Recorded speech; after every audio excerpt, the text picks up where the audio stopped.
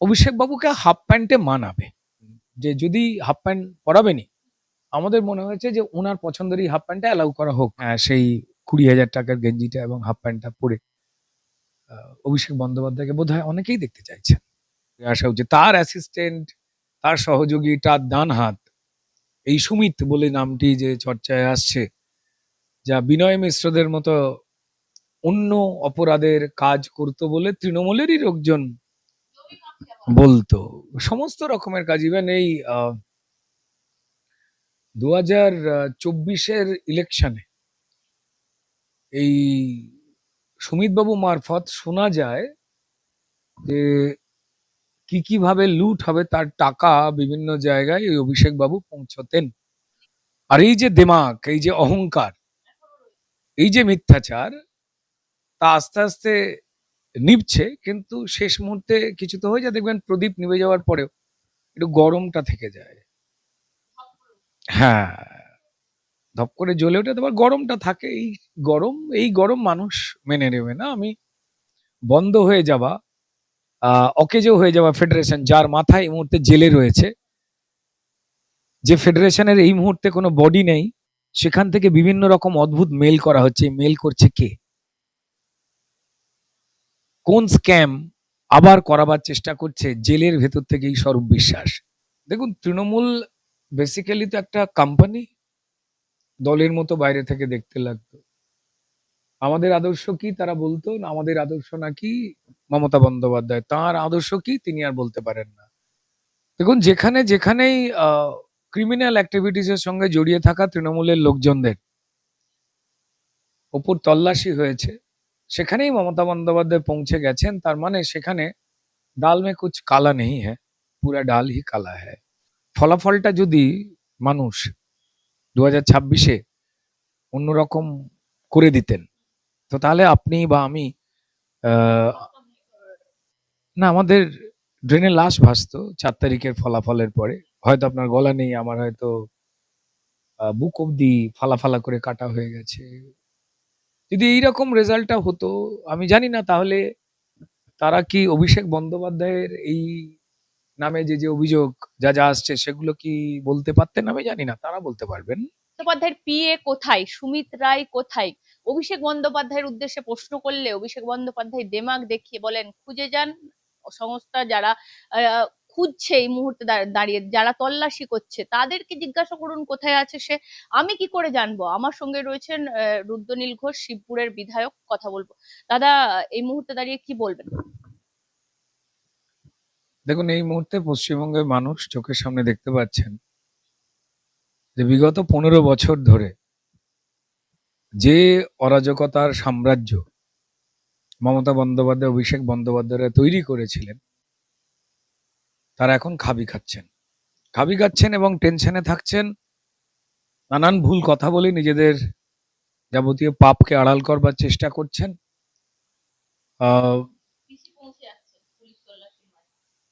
এবার পিসি ভাইপো জানিয়ে পশ্চিমবঙ্গের মানুষ বিরক্ত, যন্ত্রণার মধ্যে ছিলেন, বিরক্ত হয়েছিলেন, যন্ত্রণার মধ্যে ছিলেন।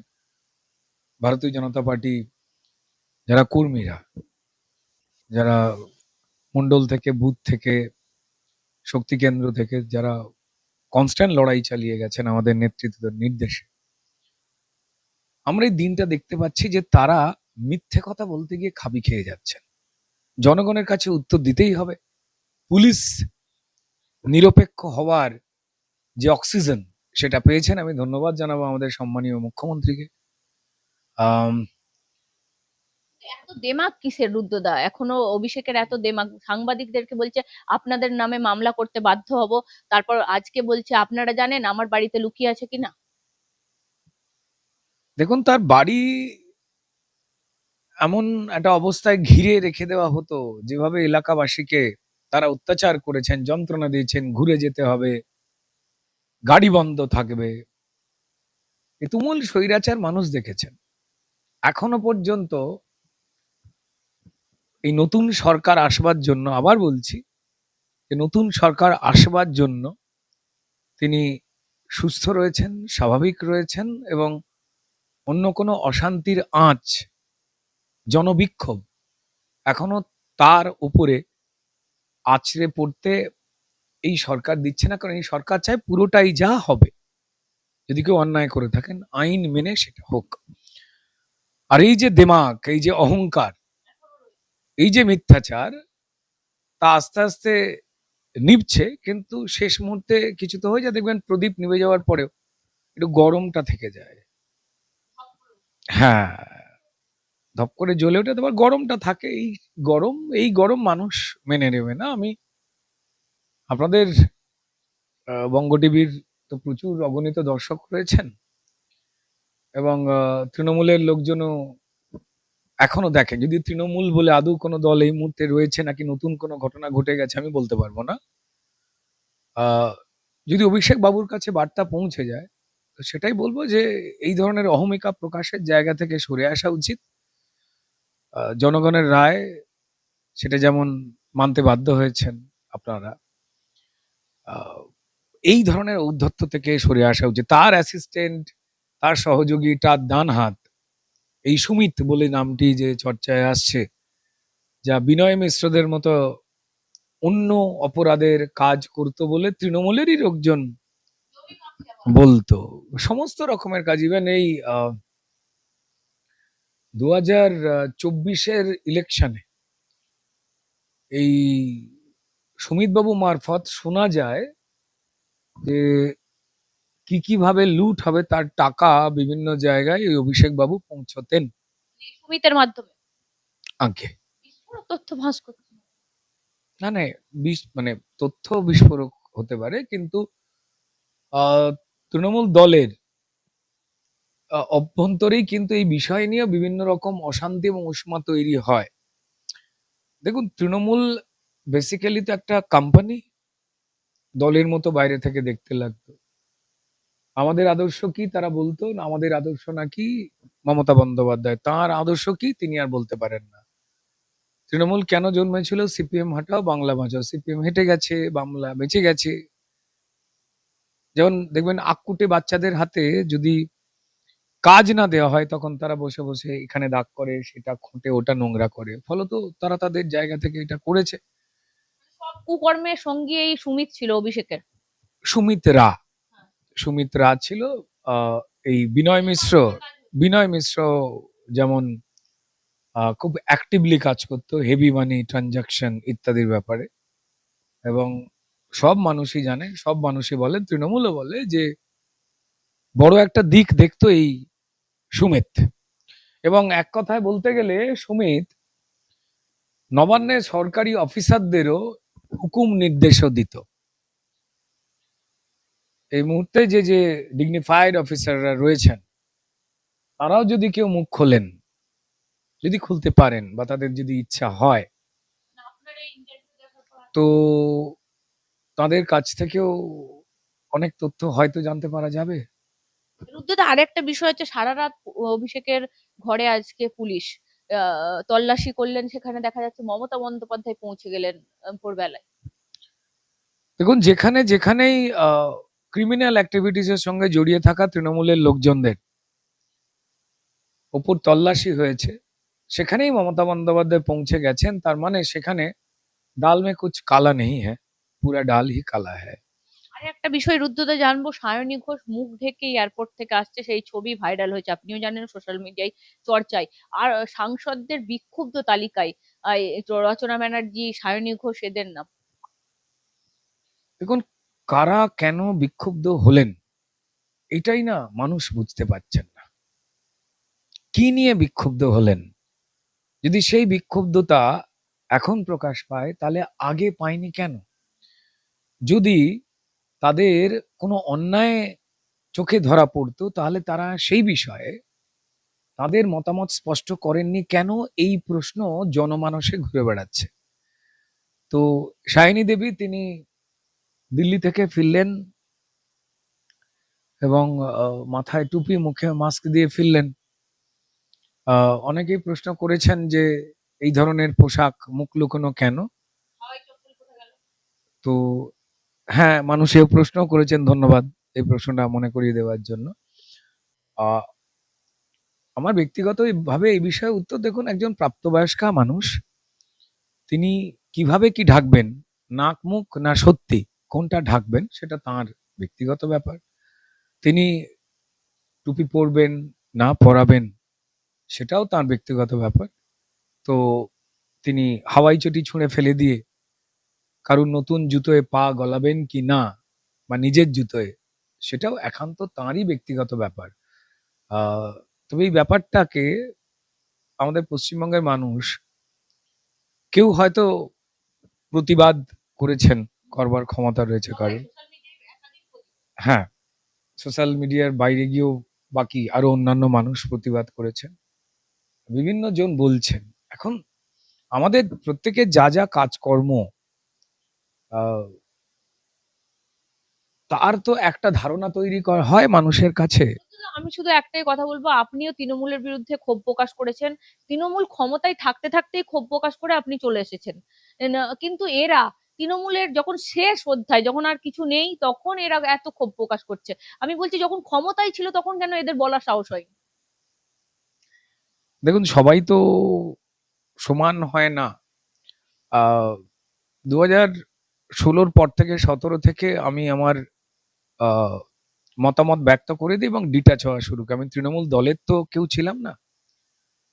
আমায় সরকারি ক্ষেত্রে কিছু কাজ পরিচালনা করবার জন্য প্রাক্তন মুখ্যমন্ত্রী দায়িত্ব দিয়েছিলেন। সেই কাজগুলো মন দিয়ে করবার সময় আমি বুঝতে পারি যে মন দিয়ে কাজ করলে তিনি খুব একটা খুশি হন না, এবং যদি মন দিয়ে যিনি কাজ করবেন, মানুষের হয়ে কাজ করবেন, সেটা মমতা বন্দ্যোপাধ্যায়ের কাছে বড় আপত্তি ছিল। সেটা আস্তে আস্তে বুঝতে পারা যায়। যখনই বুঝতে পারি এই সিস্টেমের মধ্যে থাকলে হয় আমাকে অন্যায়কে সমর্থন করতে হবে, নয় এই অন্যায়ের অংশ হতে হবে। তো তাই আমার নিজস্ব পদ্ধতি মেনে দূরত্ব তৈরি করা এবং আস্তে আস্তে সরে যাওয়া সেখান থেকে। 2016-র পর থেকে 17 বললে ঠিক কথা বলা হয়। কিন্তু মজাটা হচ্ছে এই যে আপনি যে কথা বললেন, পাওয়ার লোভ। একটা পাওয়ার মানে হচ্ছে ক্ষমতা, পিওর ডব্লিউইআর পাওয়ার। আর একটা হচ্ছে পাওয়া মানে হচ্ছে প্রাপ্তি। সেটা স্বাচ্ছন্দ্য হতে পারে, আপনার যা অধিকার, আপনার যা যোগ্যতা, তার বাইরে যখনই আপনি কোনো কিছু পেতে অভ্যস্ত হয়ে যাবেন, আপনার মন কলুষিত হবে। এবং এই কলুষিত মনে যাবতীয় অন্যায়কে যখন আপনার কাছে মনে হবে ঠিক, ঠিক সেইভাবেই এখন আপনি যাদের নামগুলো নিচ্ছেন, জুন মালিয়াও আছে তার সাথে। বিভিন্ন জন যারাই রয়েছেন, তারা কিন্তু বিজেপির যে কার্যকর্তারা যারা এই অন্যায়ের বিরুদ্ধে কথা বলছিলেন, মানুষের কণ্ঠস্বরে উঠছিলেন, বুথ স্তরের কর্মীরা অবধি, যখন যাদের মারা হচ্ছিল, অত্যাচার করা হচ্ছিল, তখন কিন্তু পরিষ্কার এনারা এই অত্যাচারের পক্ষেই অনেকে অনেক কথা বলেছেন। এই কথা তো মানুষ ভুলবেন না। আজকে আমি জানি না তাদের কোন একটা উপলব্ধি হয়েছে, সেই উপলব্ধির মালিকানা তাঁদেরই। আমাদের এতদিন পরে কেন? দীপক অধিকারী বলতে পারেন, আপনি জুন বলতে পারেন, আর রচনা ব্যানার্জি বলতে পারেন, সায়নী ঘোষ বলতে পারেন, আপনারই জগতের।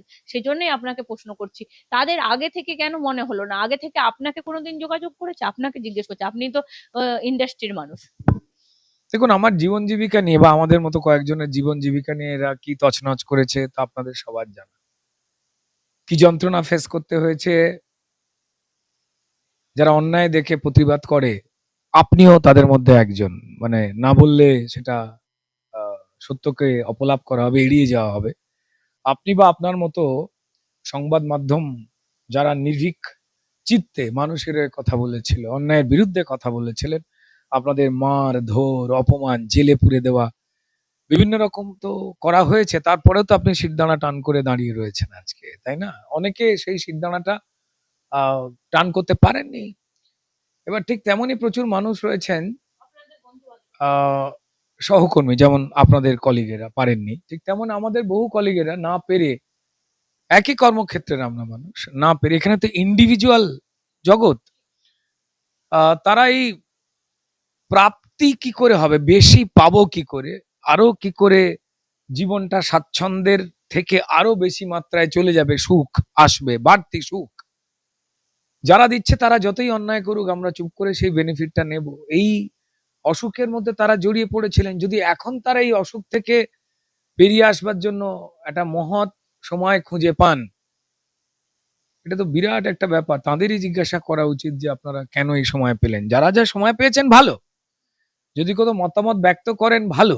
একজন মানুষ অন্ধকারের সঙ্গে ছিলেন, তিনি কখনোই যে আলোয় আসতে পারবেন না এটা তো নয়, কিন্তু শতাব্দী রায়। দেখুন এটা তো দীর্ঘদিনের গল্প কাহিনী, অনেক কিছুই রয়েছে। তবে আম, আর একটু আগে থেকে যদি তারা অন্যায়ের বিরুদ্ধে কথা বলতেন অন্তত, কত পুলিশের মা বোন তোলার পর যদি শতাব্দী রায় কথা বলতেন আরো খুশি হতেন না? যারা সত্যির পক্ষে কথা বলতে চেয়েছে তাদেরকে তো ওনারা চুপ করেই রাখতেন। আর যদি কারুর আত্মসম্মান বলিদান দিয়ে সেখানে থেকে যাওয়ার হতো কোনো প্রাপ্তির কারণে, তারা থেকে গেছে। না হলে তো বাকি মানুষ আস্তে আস্তে বেরিয়ে এসেছে। হয়তো পারেননি, কেউ পারেননি, তারা দোষ তো দেবার, দোষ তো দেবে সময়। কথা বলার উপায় ছিল না আমাদের দলের মধ্যে, আমাদের সেইভাবে স্বাধীনতা ছিল না, আমরা বলতে পারতাম না, অভিষেককে নিয়ে কিছু বলতে পারতাম না এরকম। ফলাফলটা যদি মানুষ 2026-এ অন্যরকম করে দিতেন, তো তাহলে আপনি বা আমি আহ, না, আমাদের ড্রেনে লাশ ভাসতো 4 তারিখের ফলাফলের পরে। হয়তো আপনার গলা নেই, আমার হয়তো বুক অব্দি ফালা ফালা করে কাটা হয়ে গেছে। যদি এইরকম রেজাল্টটা হতো, আমি জানি না তাহলে তারা কি অভিষেক বন্দ্যোপাধ্যায়ের এই নামে যে যে অভিযোগ যা যা আসছে সেগুলো কি বলতে পারতেন, আমি জানি না, তারা বলতে পারবেন। দাদা আরেকটা বিষয়, তথ্য সংস্কৃতি ডিপার্টমেন্ট, সেই ডিপার্টমেন্টে একাধিক দুর্নীতি মমতা বন্দ্যোপাধ্যায় যখন ছিলেন। ইভেন্ট ম্যানেজমেন্ট কোম্পানি, যেটা ইন্দ্রনীল সেন আর মমতা বন্দ্যোপাধ্যায় দুজন চালাতেন, 695 কোটি টাকা। খোদ মুখ্যমন্ত্রী শুভেন্দু অধিকারী নিজেই দাবি করছেন একটা ইভেন্ট ম্যানেজমেন্ট। আপনি জানেন এই ইভেন্ট? দেখুন, এই সমস্ত কিছু যারা আমরা সংস্কৃতি জগৎ নিয়ে কাজ করতাম, আন্দোলন করতাম, লড়াই করেছি, রাস্তায় নেমেছি, প্রত্যেকটা অলিগলি জানে। আমি ধন্যবাদ জানাবো সম্মানীয় মুখ্যমন্ত্রীকে, তার দৃষ্টি অত্যন্ত সজাগ। আহ সঙ্গীত জগতে একটা অপূর্ব দুর্নীতির ফাঁদ পাতা হয়েছিল। যারা আমাদের দর্শক বন্ধুরা রয়েছেন তারা জানেন যে অডিও ভিজুয়াল মানে এই সিনেমা, সিরিয়াল, ওয়েব সিরিজ, এই যে জগৎটা আছে, তার সঙ্গে সঙ্গে এখানে বিজ্ঞাপন বানানো, ডকুমেন্টারি ফিল্ম, এগুলো জুড়ে এই জগতে অরূপ স্বরূপদের দিয়ে অপরাধ করানো, লুট করানো। এবং সঙ্গীতের জগতে ইন্দ্রনীল সেন বা এই ধরনের আরো কিছু নাম আছে, তাদের দিয়ে করানো। শুধু তাই নয়, বইমেলা, সেখানে একটা গিল্ডকে দিয়ে বইমেলা করানো, এবং সেখানে সেই বইমেলায় মমতা বন্দ্যোপাধ্যায়ের লেখা বই কি করে বেস্ট সেলার হতে পারে, সেখানে ব্ল্যাক মানি কিভাবে হোয়াইট করা যেতে পারে, সেই গল্পেও আমার মনে হয় আমাদের তথ্য সংস্কৃতি ডিপার্টমেন্ট। আমাদের আমাদের প্রিয় মুখ্যমন্ত্রী, তার সজাগ দৃষ্টি রয়েছে, তিনি সেখানে যাবেন। শুধু তাই নয়, লোকশিল্পের নামে লোকশিল্পীদের কাছে আদৌ কি কোনো টাকা পৌঁছতো? যাত্রা একাডেমির নাম করে যে দোকানে অরূপ বিশ্বাস বসেছিলেন, সেটা দিয়ে যাত্রা শিল্পে, যেখানে 8 লক্ষ মানুষ এই জীবিকার সঙ্গে জড়িয়ে, সেই বিষয়ের যে অবহেলা হয়েছে সেটা কি কেউ জানতো না? থিয়েটারের জগতের ক্ষেত্রে সেখানে কি অন্যায় করা হয়েছে, মিনার্ভা রেপার্টরি থিয়েটার, সেখান দিয়ে কি কি করা হয়েছে, এতগুলো উইং, আরো উইং রয়েছে। যেহেতু এতগুলো বছর ধরে কাজ করেছি ভেতরে ঢুকে, আহ আমি অনেক তথ্যই আর কি জানি, এবং সেগুলো বেরোবে। আমার আমার ইভেন্ট ম্যানেজমেন্টটা কি ব্যাপার? 695 কোটি টাকা, এই যে বিজনেস, মুখ্যমন্ত্রী বিজনেস সাবমিট করতো, তাতে এরা কাজ করতো, ইন্দ্রনীল সেনের সঙ্গে যোগ আছে। দেখুন, এই প্রত্যেকটি সরকারি অনুষ্ঠানে থালা ফুল মালা নিয়ে আপনি দেখতেন যে কিছু ভদ্রমহিলারা দাঁড়িয়ে থাকতেন। এই বিভিন্ন অনুষ্ঠানগুলোকে ফুল টুল দিয়ে লোকে সাজাতো, সুন্দর করে ডেকোরেশন করতো। তাকে সেখানে কোন লোকজন যাতায়াত করবে তাদের জন্য গাড়ি পাঠানো হতো। ইভেন ফিল্ম ফেস্টিভ্যাল, ঠিক আছে, যাবতীয় সরকারি কাজের ক্ষেত্রে যারা যোগ্য তাদেরকে না দিয়ে কিছু বিশেষ কোম্পানিকে এই টেন্ডার পাইয়ে দেওয়া হতো, এবং সেক্ষেত্রেই এই দুর্নীতির একটা দিক, আরো বড় দিক বেরোবে। সম্মানীয় মুখ্যমন্ত্রীর দৃষ্টি অত্যন্ত সজাগ, আমি ধন্যবাদ জানাই শুভেন্দু অধিকারী মহাশয়। ডিপার্টমেন্ট মানে তথ্য সংস্কৃতিটাই আপনারাই দেখুন, তথ্য সংস্কৃতি ডিপার্টমেন্টের সম্মানীয় মুখ্যমন্ত্রী এখন আমাদের 4 জন যে এমএলএ রয়েছেন, তাদের একটা এই ফিল্ম জগতের যাতে অসুবিধা অশান্তি না হয় সেই বিষয়ে একটা দেখাশোনার দায়িত্ব দিয়ে রেখেছেন অফিসিয়ালি। হেল্প করবেন মুখ্যমন্ত্রীকে, আপনার কাছে যা তথ্য আছে, তথ্য সংস্কৃতি ডিপার্টমেন্টের যিনি মুখ্যমন্ত্রী এখন নিজের হাতে রেখেছেন, তাকে হেল্প করবেন? দেখুন, ভারতীয় জনতা পার্টির যে সরকার এসেছে তা মানুষের সরকার, মানুষের অধিকার ফিরিয়ে দেওয়ার সরকার। এই সরকার, মুখস্থ খুলে দেবেন আপনি? এই সরকার এবং এই সরকারের একটা ভরসার মুখ হচ্ছে সম্মানীয় মুখ্যমন্ত্রী। তো দৃঢ় বিশ্বাস রয়েছে যদি সম্মানীয় মুখ্যমন্ত্রী যদি বলে, নির্দেশ দেন, তার নির্দেশের অপেক্ষায় রয়েছে। তিনি যদি নির্দেশ দেন, শুধুমাত্র একটা সঙ্গীত জগৎ নয়, ফিল্ম ইন্ডাস্ট্রিতে এখনো গন্ডগোল চলছে। একটা বন্ধ হয়ে যাওয়া, অকেজো হয়ে যাওয়া ফেডারেশন, যার মাথায় এই মুহূর্তে জেলে রয়েছে, যে ফেডারেশনের এই মুহূর্তে কোনো বডি নেই, সেখান থেকে বিভিন্ন রকম অদ্ভুত মেল করা হচ্ছে। মেল করছে কে? কোন স্ক্যাম আবার করাবার চেষ্টা করছে জেলের ভেতর থেকেই স্বরূপ বিশ্বাস? যে সংস্থার অস্তিত্বই নেই সেখান থেকে মেল অপারেট হচ্ছে। মেল কারা করছে? এই মেল অবৈধ, এই মেল বেআইনি। এখনো পর্যন্ত ফিল্ম ইন্ডাস্ট্রির ব্যাপারে আমাদের তথ্য সংস্কৃতি দপ্তর এবং সরকার কোনো নোটিফিকেশন দেয়নি অফিসিয়ালি যে কিভাবে ফিল্ম ইন্ডাস্ট্রি চলবে, ফেডারেশন গিল্ড তারা কিভাবে চলবে, এখনো বলেননি।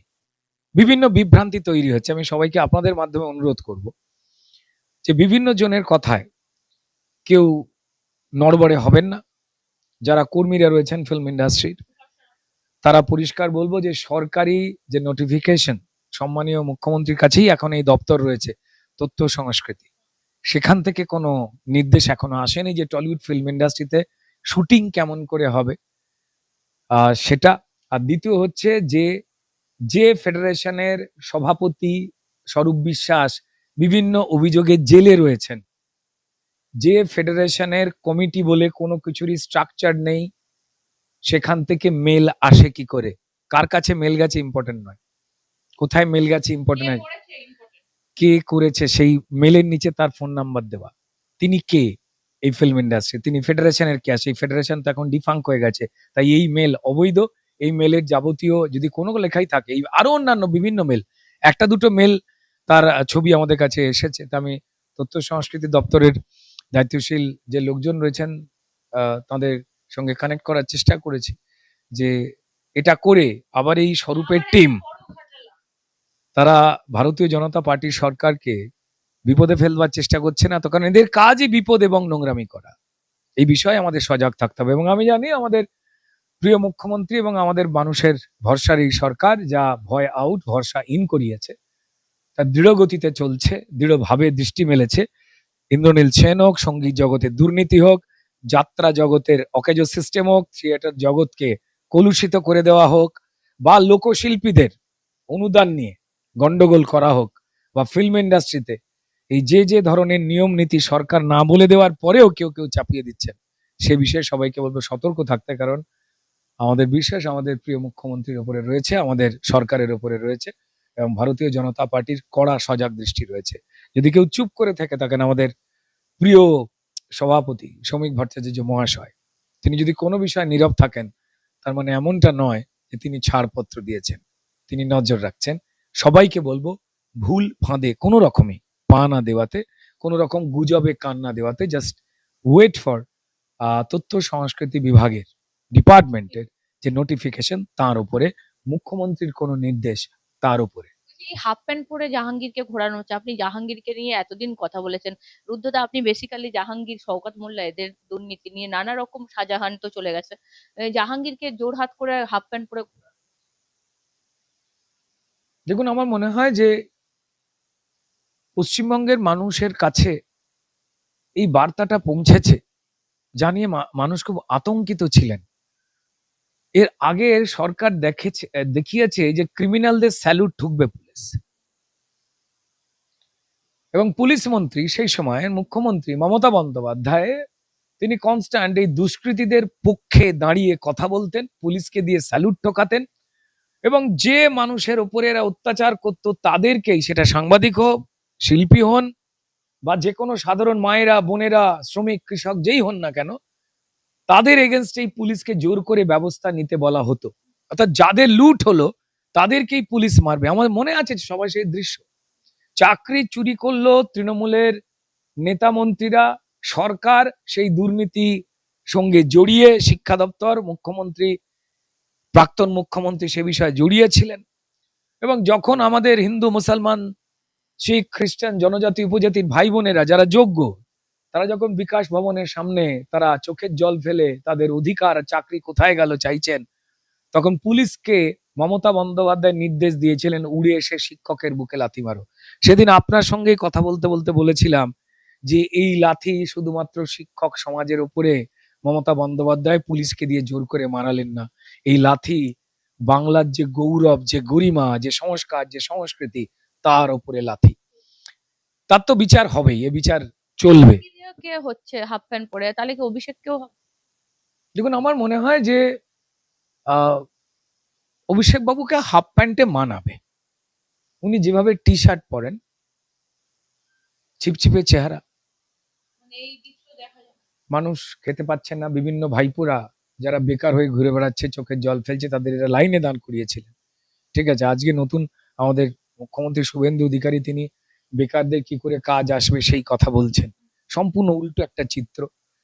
সেই ক্ষেত্রে যেভাবে উনি আপনার নিশ্চয়ই মনে আছে ডায়মন্ড হারবারে ঝড় জল হয়েছিল, তিনি একটা দামি টি শার্ট পরে গিয়েছিলেন, 20-20 হাজার টাকা না কত দাম সেই গেঞ্জির। সেই ভিডিও আছে আমাদের চ্যানেলে, রুদ্রদা বলেছে।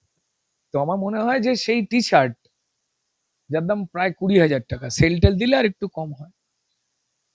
তো টি শার্টের সঙ্গে কিন্তু হাফ প্যান্ট মানায়, মানাবে, মানায়।